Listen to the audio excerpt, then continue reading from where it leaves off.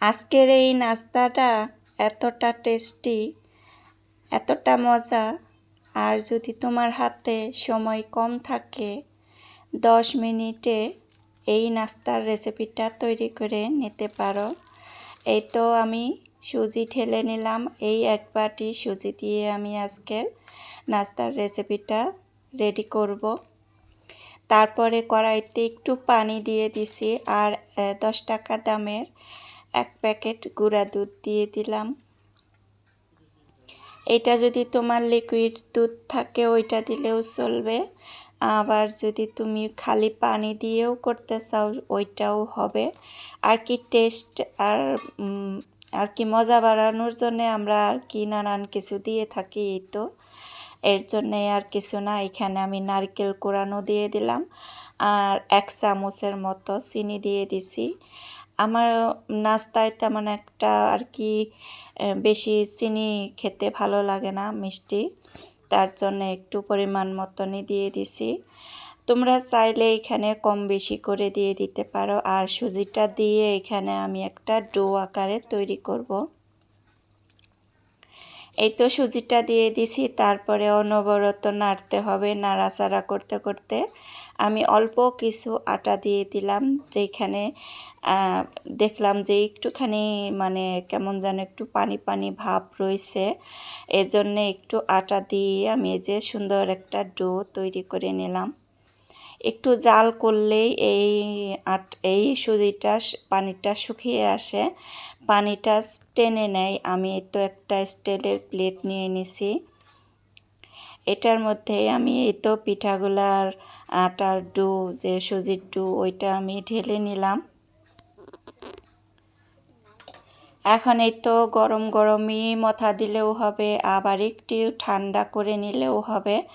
আর কি সুন্দর করে একটা ডো আকারে আর কি মসৃণ ডো আর কি বানিয়ে নিব মথা দিয়ে। এইখানে হাতে লাগবে না, সুন্দর করে আমি মথে নিছি। ঝটপট তৈরি করা যায়। আর যদি একটু ঠান্ডা করার ইচ্ছা থাকে তাহলে একটু সময় নিয়ে বসে থেকে ঠান্ডা হলে পরে তুমি কাজ করতে পারো। এখন এই তো আমি ফিরাতে নিয়ে সুন্দর করে আরেকটু মথে নিলাম। ওই ডো থেকে অর্ধেকটা ডো নিয়ে আমি একটা রুটি বানাবো। রুটিটা পাতলাও হবে না, আবার তেমন একটা মোটাও হবে না। দেখতে থাকো, দেখতে দেখতে যদি ভালো লাগে তাহলে একটা লাইক দিয়ে তারপরে দেখে নিতে পারো।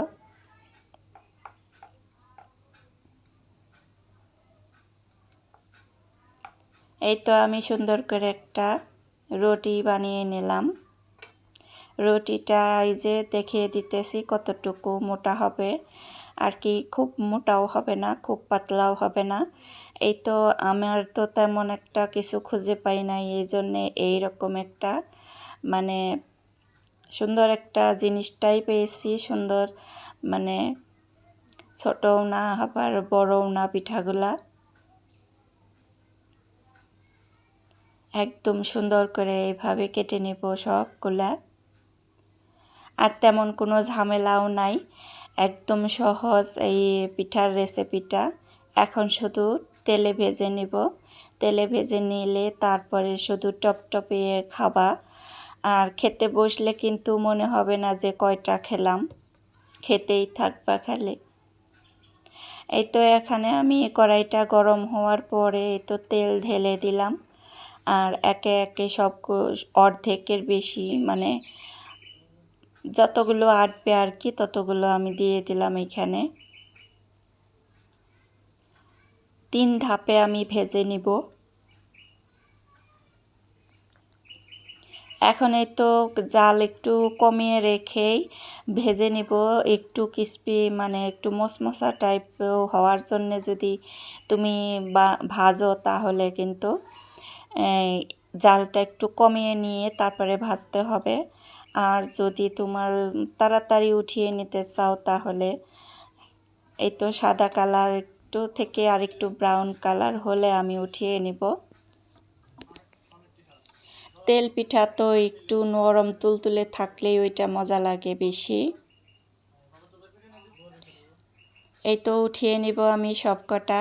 এভাবে করে আমি ব্রাউন কালার করে একটু ভেজে নিয়েছি, গোল্ডেন কালার করে সুন্দর করে ভেজে নিলাম।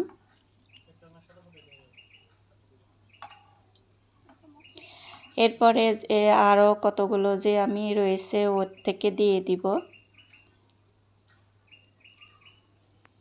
এটা তো একটু ঠান্ডা হলে পরে ভালো লাগবে, এত গরমটা মুখে দিলে তো মুখে গরম লাগবে।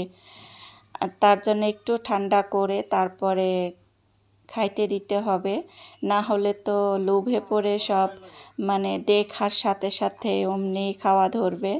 এই তো ভাজা হয়ে গেছে আমার প্রায়, আর যে কয়টা রয়েছে আমি উঠিয়ে নিব। এইভাবে করে বিকেলবেলার নাস্তাটা আমি রেডি করলাম। ভালো লাগলে একটা লাইক দিয়ে দেখে নিও। আজকে এই পর্যন্তই, ভালোবাসা রইল সবার জন্যে। ঝটপট তৈরি করার জন্যে নাস্তা রেডি করবা, এই রেসিপিটা তার জন্যে পারফেক্ট একদম। এই তো এখনও গরম রয়েছে, আমি হাত দিয়ে ধরতেই পারতেছিলাম না, একদম নরম সফট। আজকে এই পর্যন্তই, আবার কোনো নতুন ভিডিওতে চলে আসব। আসসালামু আলাইকুম, ভালো থাকো সবাই।